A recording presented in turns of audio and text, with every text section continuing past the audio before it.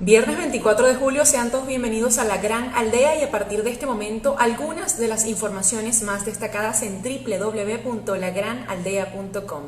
Conozca la mansión de Samarc López. La propiedad confiscada a Samarc López Bello, presunto testaferro de Tarek El Aissami, podría competir con la incautada a Alex Saab en Barranquilla, detenido en Cabo Verde tras investigaciones sobre sus actuaciones ilícitas, incluyendo las realizadas con el régimen de Nicolás Maduro. La de López, es decir, la de Samarc López, incluye casa de huéspedes, una sala de cine, spa privado, 9 habitaciones, 11 baños y hasta un ascensor para cuando los señores estén tan cansados que les dé flojera subir al segundo piso. Obviamente, tanto bienestar incluye piscina, jacuzzi al aire libre, salida privada al mar donde seguro anclaba su yate y mármol, la piedra favorita de los nuevos ricos. Esto está disponible en La Gran Aldea bajo el título Conozca la mansión de Samarc López, donde también aparecen las fotografías y videos de ese inmueble en los Estados Unidos. Milagro Socorro escribe, Leocelis García, el degradador. La reducción de la política a vómito de botiquín no es inocente, nunca lo es, y tampoco es una mera manifestación de mal gusto, ante la cual solo nos queda apagar el televisor y consentir como cuestión de libertad ajena.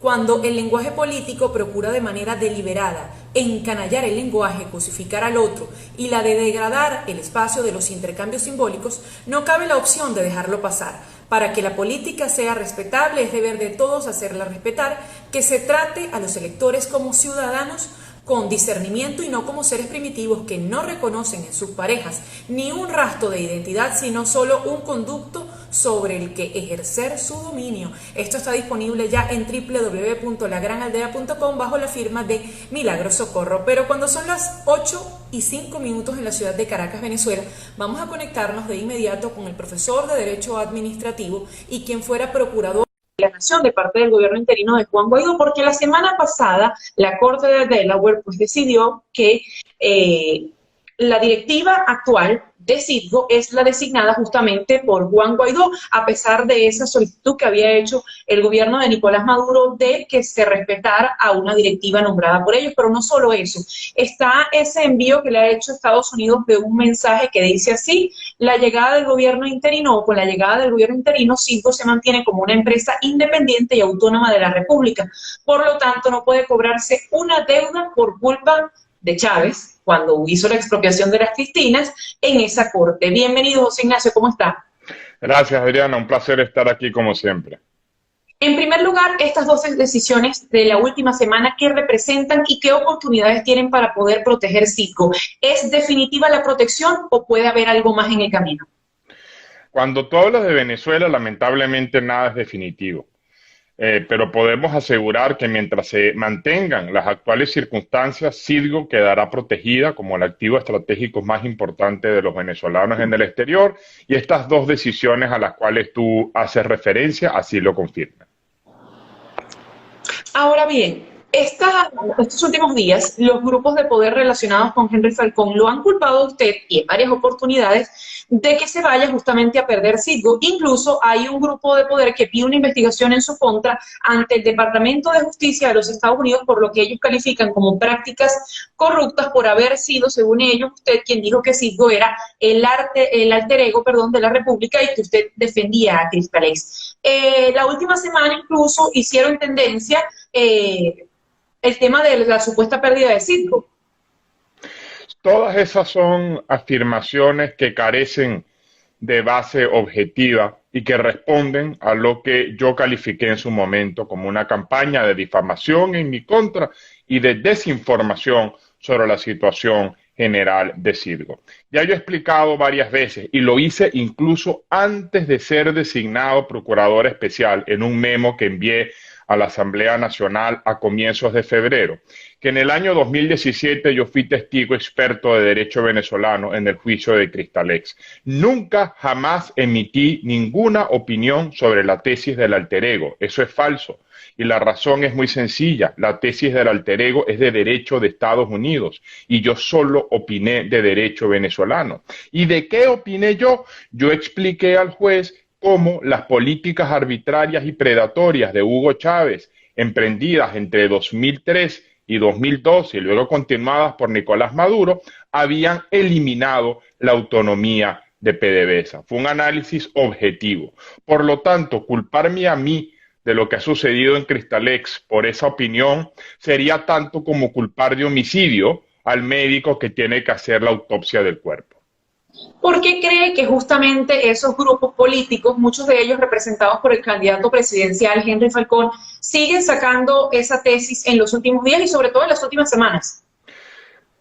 Habría que preguntárselo a ellos. Más allá de las mentiras que han lanzado en contra del embajador Carlos Vecchio, en contra de la presidenta de la Junta Directiva de PDV Holding, Luisa Palacios, lo que más inquieta es el intento por reescribir la historia, es el intento por hacer creer que todos los problemas de Citgo comenzaron el 23 de enero de 2019, cuando el diputado Juan Guaidó fue reconocido como presidente. Eso es falso.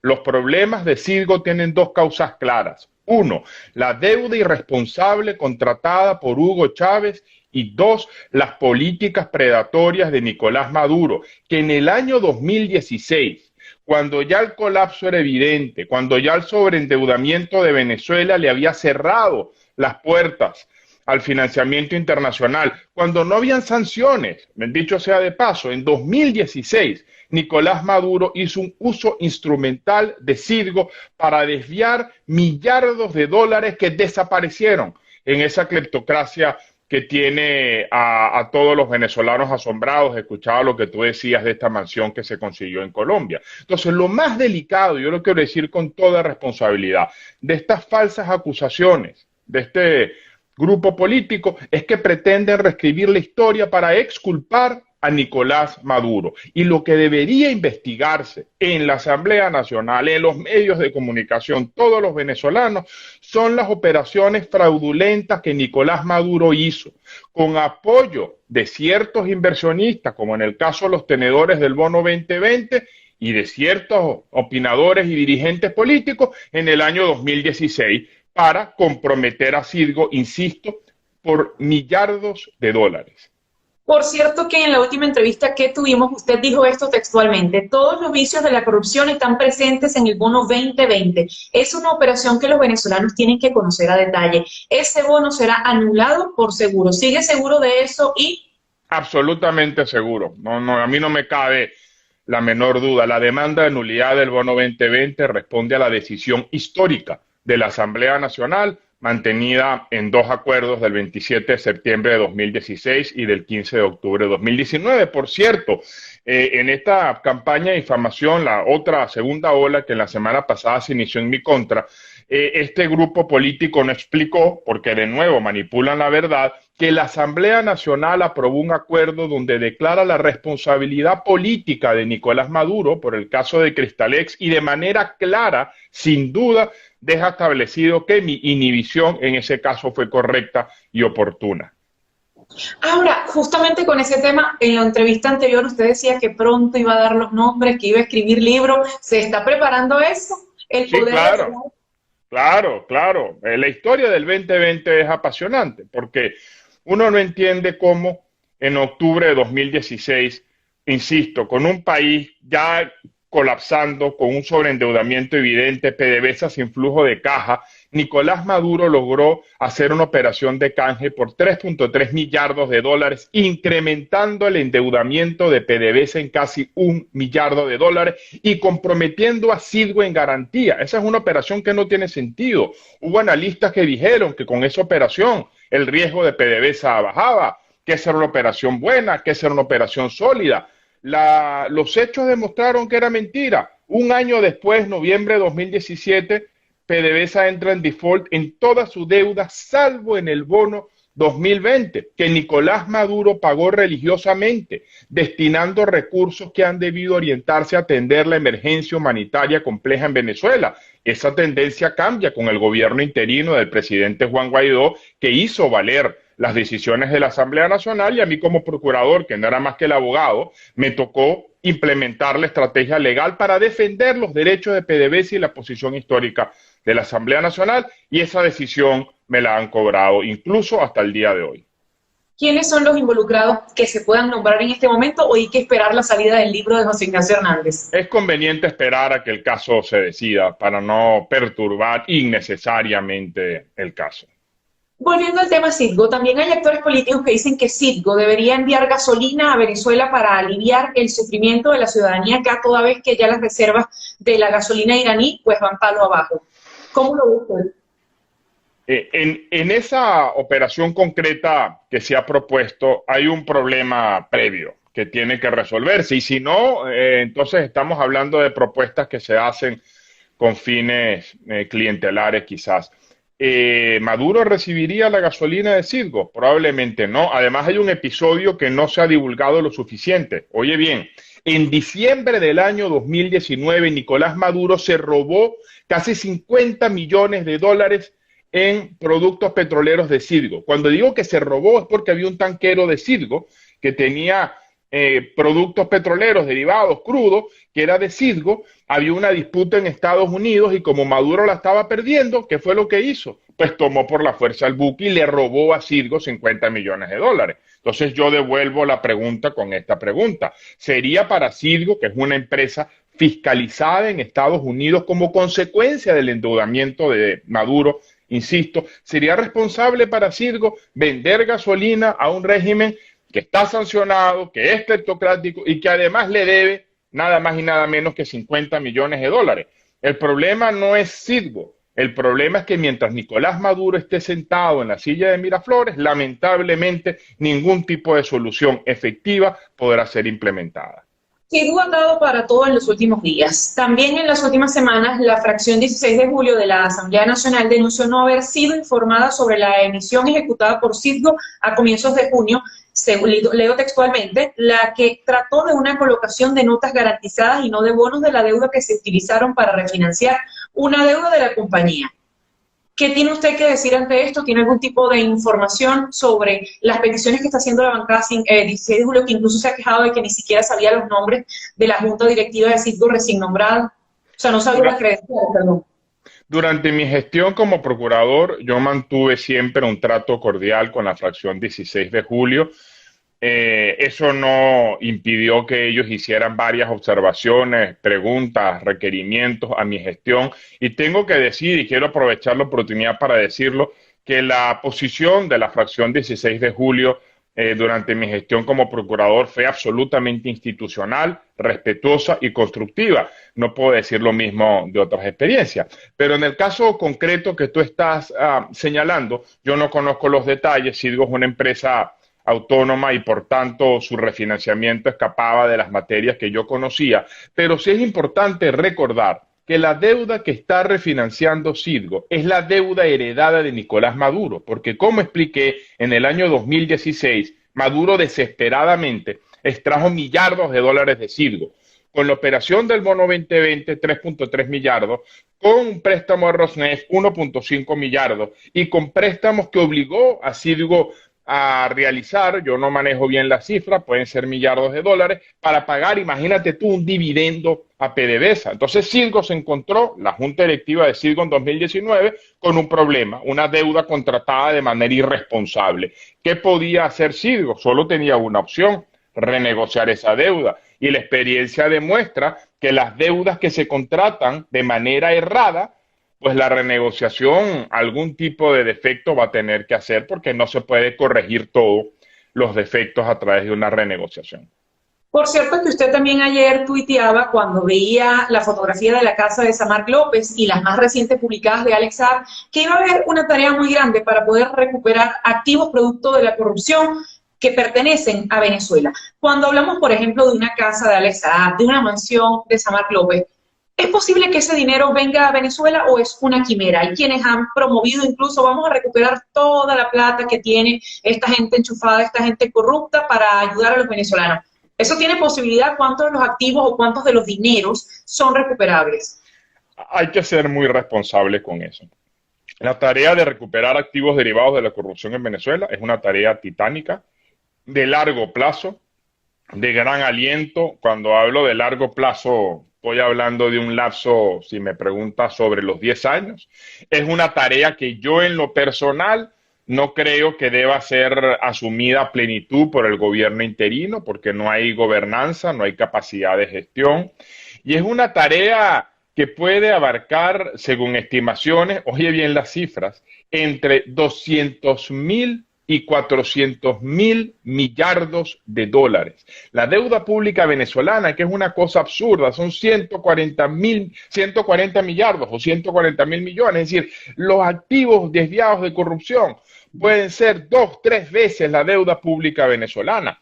Recuperar eso va a tardar un lapso de tiempo grandísimo, ¿no? O sea, el lapso es, ¿por qué? Porque es difícil recuperar por el tipo de estructuras que estas personas construyeron, es decir, estructuras económicas, o por qué en específico, porque no hay ley que proteja el que un dinero haya salido de la corrupción. Si lo puede explicar como si tuviera 7 años.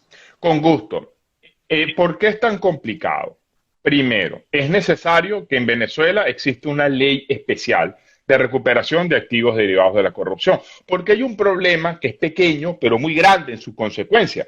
Esa casa en Barranquilla que ustedes enseñaban, habrá un título de propiedad que dice que esa casa es del señor tal o de la compañía tal. ¿Cómo Venezuela hace para tomar posesión de una casa, de un activo que está a nombre de un tercero? Ahí tiene que operar lo que se llama extinción de dominio. La propiedad de la casa que está a nombre de una compañía se extingue y pasa a Venezuela. Eso requiere una ley. 2, requerimos reconstruir el sistema de justicia en Venezuela. Quienes deben tener la voz cantante en este proceso es el Ministerio Público. En Venezuela no hay Ministerio Público, y los tribunales penales. En Venezuela no hay tribunales penales. Hay que reconstruir el sistema de justicia para poder entonces implementar los acuerdos de cooperación mutua con todas las autoridades extranjeras para colaborar en este proceso. 3, es necesario además emprender acciones para compensar al Estado como víctima por la violación, por estos activos derivados de la corrupción. Y eso es una estrategia procesal compleja y costosa. Y por último, pero muy importante, las víctimas de violación de derechos humanos en Venezuela deben organizarse, como ha pasado en otros episodios, a los fines de poder reclamar compensaciones contra esos activos derivados de la corrupción. Como tú ves, organizar todo esto requiere mucha capacidad, tiempo y gobernanza, que creo que no la hay en este momento. Y obviamente, si eso ocurriera, la gobernanza, las leyes en Venezuela, de parte del exterior, también habría que haber una legislación que sea compatible con la nuestra. Es decir, por ejemplo, unos dineros multimillonarios en España, ¿cómo los recuperamos? Sí, bueno, por eso la ley venezolana tiene que redactarse tomando en cuenta el derecho comparado. Yo como procurador adelanté un estudio, un plan preliminar de recuperación de activos derivados de la corrupción, y ahí está todo lo que te estoy explicando esbozado, pero créeme, esa es una tarea muy compleja. Luego hay otro problema que recuerdo que las autoridades extranjeras con las cuales yo conversaba les preocupaba: cómo vamos a administrar los venezolanos esos recursos, porque hay experiencia de recuperación de activos derivados de la corrupción que habían sido recuperados. Es decir, se recuperan los activos, se desvían de nuevo por corrupción y hay que volverlos a recuperar. Entonces Venezuela necesita capacidad estatal, transparencia para gestionar esos fondos, y hoy día no la hay, porque Venezuela es un estado fallido. Cuando usted dice la palabra transparencia, me lleva también al recuerdo de unos grupos políticos, tanto opositores como afiliados del gobierno, que dicen que el gobierno interino no deja de ser gobierno interino o no avanza hacia lo que califican como cese de la usurpación porque está manejando fondos. Usted, que tuvo experiencia dentro de ese gobierno interino como procurador especial y hoy no tiene ese traje, ¿cómo ve estas afirmaciones o estas sospechas? Bueno, ha habido todas unas denuncias sobre la transparencia del gobierno interino. Ahí hay una clara oportunidad de mejora. Leía ayer una decisión del gobierno interino de mejorar la transparencia, y yo creo que eso sin duda es necesario. Ahora, hay una parte de verdad en esa afirmación que se hace. Mientras más tareas burocráticas tenga el gobierno interino, litigio, administrar recursos, crear comisiones, sustanciar procedimientos para contratar asesores, mientras más tareas burocráticas o de gobierno tenga el gobierno interino, menos energía hay para lo que debe ser el fin único del gobierno interino, que es el cese de la usurpación. Yo recuerdo que como procurador yo decía, incluso al gobierno de Estados Unidos en las reuniones que tenía, que los litigios eran un distractor peligrosísimo porque demandaban demasiada atención, 60 litigios, 15.000 millones de dólares, y ese cuento tú lo sabes. Y yo decía, echando broma, yo en vez de estar gestionando esto, arreglando problemas burocráticos con la Asamblea, debería estar sentado pensando en cómo promovemos el cese de la usurpación. Entonces yo creo que hay parte de verdad en eso y debería haber una reorientación estratégica de la acción del gobierno interino hacia lo que es el fin que justifica su existencia, que es el cese de la usurpación. Antes de pasar a la otra pregunta que va justamente con eso, quiero ir hacia un tema que parece que se está manejando en este momento en los Estados Unidos y es la posibilidad de sancionar también el diésel, el gasoil. ¿Ha escuchado algo de eso? ¿Hay cabildeo, hay lobby para sancionar el diésel o gasoil? Eso ha sido siempre un tema que ha estado en el tapete de las sanciones. Durante mi gestión como procurador, de la mano del embajador Carlos Vecchio, que fue un gran aliado, hicimos varias gestiones ante el Departamento del Tesoro y ante la OFAC para reducir el impacto de las sanciones y elevamos varias propuestas para abrir espacios derivados de la emergencia humanitaria compleja y creo que logramos importantes éxitos, sobre todo a fines del año pasado. Pero yo creo que la estrategia de sanciones económicas sectoriales en Venezuela en este momento debe evaluarse con suma atención. Hay quienes proponen levantar las sanciones, yo creo que eso no es una solución. Levantar las sanciones no va a promover la transición democrática y le va a dar más espacio fiscal, reducido por el colapso, pero espacio fiscal al fin, a un régimen cleptocrático y violador de derechos humanos, pero sí es necesario realinear el sistema de sanciones a los fines de hacerlo compatible con la emergencia humanitaria compleja que atraviesa Venezuela. Cuando hablábamos en la parte anterior que el fin del gobierno interino o su creación fue para lograr el cese de la usurpación, me llama la atención que recientemente salió un libro de usted titulado Las bases fundamentales de la transición en Venezuela. Si bien la especialidad de usted es jurídica, en Venezuela hay un problema político y es que no se ha logrado salir de ese gobierno que ustedes califican como usurpador. ¿Cómo se sale de esa trampa? Bueno, el libro, y gracias por la publicidad, estoy de hecho organizando un evento para explicarlo, porque además el libro muestra partes muy interesantes, la explicación jurídica de cómo se crea el gobierno interino. Yo tuve el privilegio de tener un rol importante en ello entre finales del 2018 al 2019. Yo creo que la estrategia del Estatuto de la Transición y del gobierno interino fue la adecuada. En enero de 2019 eso es lo que había que hacer. Pero, ¿qué sucedió? Yo creo que, aunque es muy preliminar dar algún tipo de diagnóstico, pero yo creo que hubo un error de diagnóstico en cuanto a la naturaleza del régimen de Maduro. El estatuto que rige la transición establece incentivos por una transición política. Cuando tú tienes un dictador que lo que quiere es poder, entonces tú puedes utilizar esa apetencia por el poder para dar ciertos incentivos y reducir los costos de salida. Eso fue lo que pasó en Chile. Pinochet era un dictador, tenía apetencias por el poder y se crearon incentivos políticos. Pero el problema es que el régimen de Nicolás Maduro no es una dictadura tradicional, un autoritarismo tradicional. Lo que mueve al régimen de Maduro hoy no es solo el poder político. En el marco del Estado fallido venezolano hay suficientes evidencias que permiten sostener que en las debilitadas estructuras del Estado se han venido cooptando, parasitando organizaciones del crimen ilícito, del crimen organizado, la cleptocracia. Entonces, cuando tú le metes estos componentes, la ecuación cambia y el tipo de incentivo es distinto.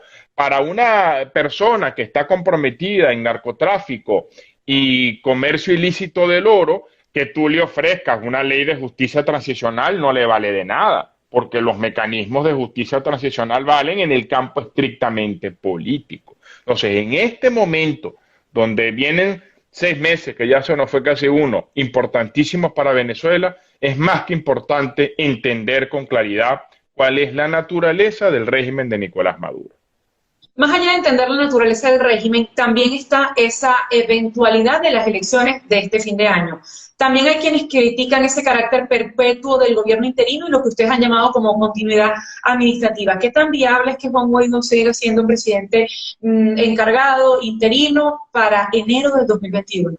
Sí, esa tesis que se llamó continuidad administrativa, porque no es continuidad administrativa, yo la esbocé en un momento y creo que quizás fue un error, porque fue una consecuencia un poco apresurada en construcción. Ahorita el objetivo es explicar por qué las elecciones parlamentarias no son competitivas. Yo ayer terminé un estudio de todos los pronunciamientos de la comunidad internacional, desde Estados Unidos hasta el alto representante de la Unión Europea, y es claro que ya la comunidad internacional rechaza este proceso y va a rechazar los resultados, al igual que la Asamblea Nacional. Entonces, la realidad política, más allá de los vicios jurídicos o sustentada en los vicios jurídicos, es que estas elecciones parlamentarias no van a conducir a ningún resultado confiable, ni para los venezolanos, ni para la comunidad internacional. Esa no es una solución. Ahora, la pregunta es, y yo no sé si debamos abordarla hoy o en otro espacio, si esa no es la opción, ¿cuál es la opción de cambio? Porque hay quienes dicen, y yo estoy absolutamente de acuerdo con esa observación, la estrategia del gobierno interino tras año y medio no ha dado resultado, y lo más importante, ¿qué va a pasar en Venezuela el 5 de enero de 2021, cuando debe tomar posesión la nueva Asamblea Nacional? Yo voy a escribir, estoy escribiendo para eso una primicia exclusiva para la Gran Aldea, pero todavía hay que esperar algún tiempo que eso se matice. Cuando usted dice cuál es la solución, cuál es la estrategia, vamos a ir a diciembre, votar no es la opción, usted también criticaba un artículo que recientemente yo había leído de David Small y el profesor Abraham Lowenthal sobre el tema chileno, diciendo, bueno, ellos fueron a un plebiscito, primero les dieron un no, después lo ganaron y dejaron a Pinochet en un asiento como para garantizar el poder ir hacia esa transición. Usted decía, el caso de Chile no es comparable con el de Venezuela. Pero entonces, ¿qué debemos esperar los venezolanos? ¿Vamos a esperar los marines o, por ejemplo, la propuesta que hace María Corina Machado de la OPE, la Operación Paz y Estabilidad? No recuerdo bien cuáles son las siglas, pero una suerte de coalición internacional que pueda, según cita textual de ella, desalojar a Maduro en el poder. Es decir, ¿vamos a esperar por Jesucristo? ¿Vamos a esperar por los marines? No, además no hay tiempo. En Venezuela no hay tiempo. Una de las cosas que más me preocupa a mí del plan de las parlamentarias es que tiene un horizonte temporal que yo no lo veo. Bueno, vamos a las parlamentarias en diciembre del 2020 y luego se abre la posibilidad de elecciones de gobernadores y luego del revocatorio. Y mi pregunta es, ¿y en el interín qué hacemos? Venezuela no se puede quedar sentada esperando unas parlamentarias en diciembre, porque quedan 5 meses que en el medio de la emergencia humanitaria compleja venezolana y los efectos devastadores de la pandemia, manejada de manera negligente por el régimen de Nicolás Maduro, nos hacen ver que Venezuela no tiene tiempo. Entonces, la opción no es ni ir a unas elecciones parlamentarias fraudulentas que no generan confianza. La palabra mágica aquí es confianza. Confianza, no generan confianza, pero tampoco es quedarnos sentados a esperar que sanciones de la OFAC o eventuales intervenciones militares hagan su función. Yo creo que Venezuela hay que reenfocar la estrategia de transición, así como a finales del año 2018 se dedicó varios esfuerzos y se concentraron especialistas para diseñar lo que fue el gobierno interino. Yo creo que en este momento es necesario hacer una pausa en el camino, reevaluar los objetivos del gobierno interino y alinear la estrategia al nuevo horizonte temporal que se nos está ofreciendo a los venezolanos, eludiendo distracciones, porque las parlamentarias, lo quiero decir con mucha responsabilidad, no solo no son una solución, son un elemento distractor muy peligroso, porque nos hace discutir de unas parlamentarias en lugar de estar tratando de generar los consensos para que se logren los acuerdos a través de los cuales la transición tiene que impulsarse en Venezuela. ¿El gobierno interino muere el 5 de enero de 2021? Esa es una respuesta muy compleja para la cual yo en este momento no tengo una respuesta absolutamente firme y definitiva, ni tengo aquí opciones del comodín ni del 50%. Pero yo estoy ponderando eso, como te decía, matizándolo, y apenas escriba el artículo, quizás en un par de semanas podemos cuadrar una entrevista de eso con mucho gusto. Para digerir un poco más la idea. Usted decía también en la última entrevista que tuvimos que mucha gente, o que no se alegraran, ni Nicolás Maduro ni las personas que presionaron su salida con ese tipo de procedimientos, como el haber filtrado la interpelación que hubo en la Asamblea. ¿Quién hoy está más tranquilo porque usted no está en la Procuraduría?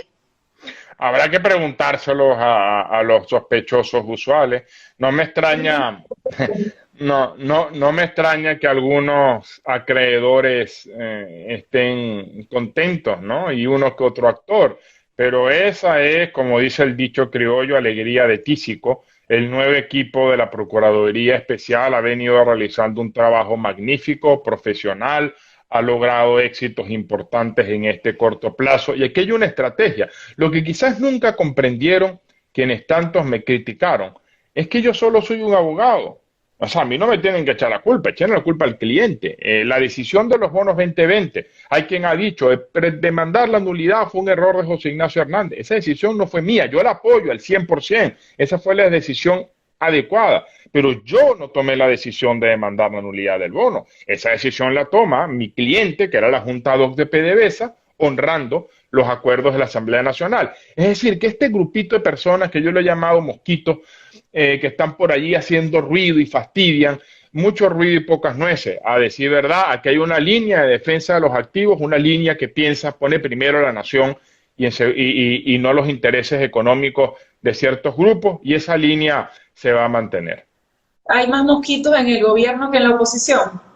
¿O en la oposición que en el gobierno? Hay muchos mosquitos porque estamos en temporada húmeda, a decir verdad. José Ignacio, muchísimas gracias por haber tenido esta conversación esta mañana. A ti por la invitación, quedamos pendientes. Muchos saludos. Para el libro, para los artículos y para usted de contar los análisis. Muchas gracias a José Ignacio Hernández, profesor de Derecho Administrativo en la Universidad Católica Andrés Bello, en la Universidad Central de Venezuela, también en los Estados Unidos, y fue quien fuera procurador especial de la Nación del Gobierno interino de Juan Guaidó. Nosotros nos despedimos desde Caracas, Venezuela, invitándolos a que ingresen a www.lagranaldea.com para que encuentren algunos de los artículos a los que hemos hecho referencia y también a nuestro canal de YouTube, La Gran Aldea, para que puedan ver esta entrevista completa y también otras que hemos hecho anteriormente. Muchísimas gracias.